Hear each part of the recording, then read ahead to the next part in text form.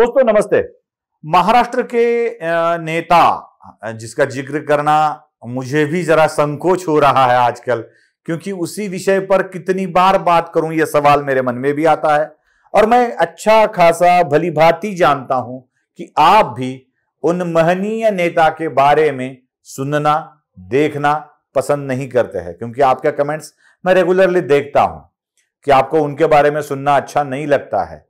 इतना प्यार है आपका गहरा उनसे कि आप उनके बारे में सुनना भी नहीं चाहते, लेकिन मैं जो हूं वो छोड़ता ही नहीं हूं कि उन्हीं के बारे में आपको बताता फिरता हूं। तो विश्व प्रवक्ता संजय जी राउत ने कहा है कि महाराष्ट्र में राज्यसभा के चुनाव को लेकर, मराठी में शब्द है उनका, घोड़ा बाजार अभी तेजी में है।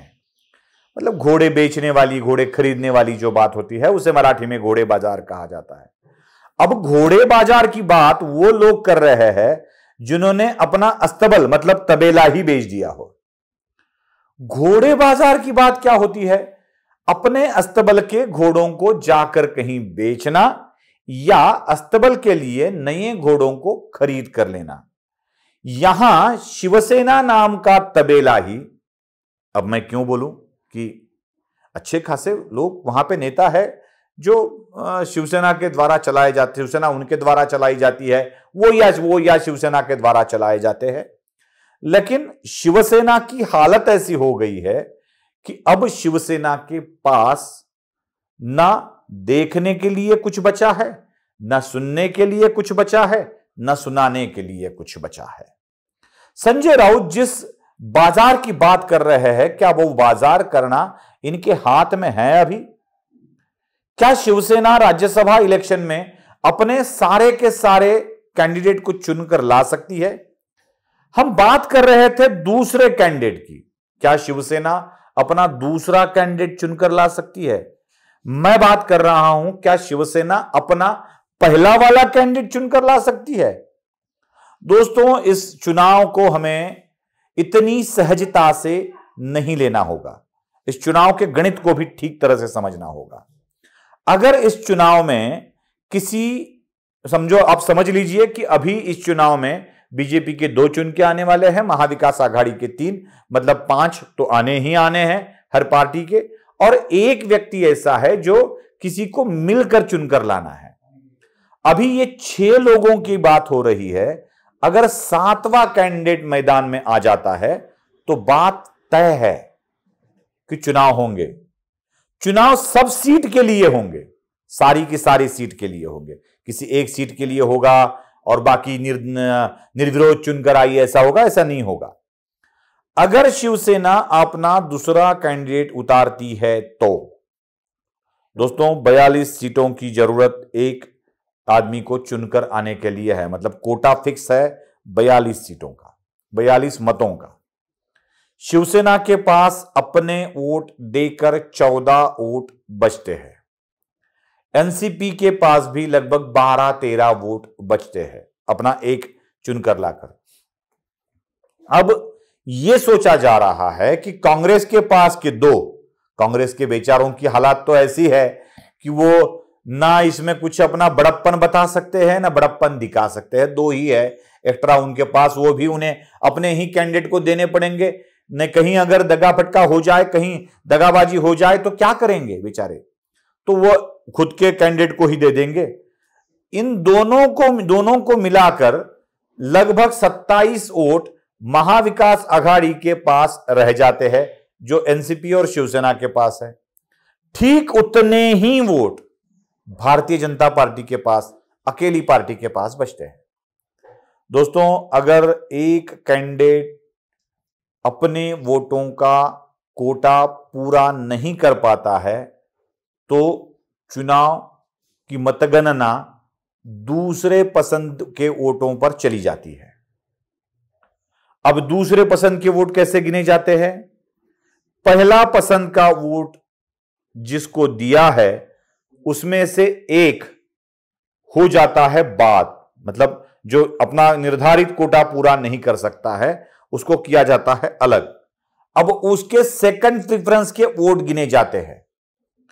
जैसे फर्स्ट प्रेफरेंस के लिए कोई भी चुनावी प्रक्रिया होती है जिसमें पार्टी बोल सकती है कि हां हमें चाहिए, ये इसको ही देना चाहिए, लेकिन सेकंड प्रेफरेंस के लिए ऐसा नहीं होता है। तो सेकंड प्रेफरेंस के वोट जो आउट ऑफ काउंटिंग हो गया है, उसके वोट जिसको जाएंगे उसी के पल्ले वो चले जाते हैं, उसके वोट फर्स्ट प्रेफरेंस वाले उतने माने जाते हैं। अब दोस्तों यहीं पर है असली मजा।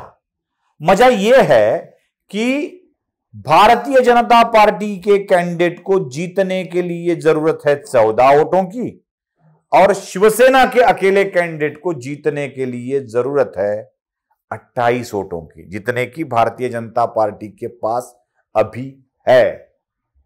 किसी भी पार्टी के अंदर से सेकंड प्रेफरेंस वाला वोट अगर मिल जाए तो मान लो कि भारतीय जनता पार्टी का first candidate second third candidate जीत सकता है। दो तो ऐसे ही जीतने वाले हैं, थर्ड कैंडिडेट भी जीत सकता है।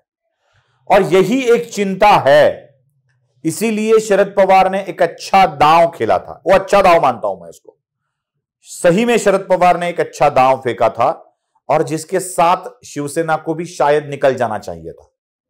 अगर यह हो जाता तो भारतीय जनता पार्टी को भी मजबूरन अपने एक्सेस वोट राष्ट्रवादी कैंडिडेट के राष्ट्रवादी कांग्रेस पार्टी के सपोर्टेड कैंडिडेट को देना पड़ता था, और वो कैंडिडेट थे संभाजी राजे भोसले।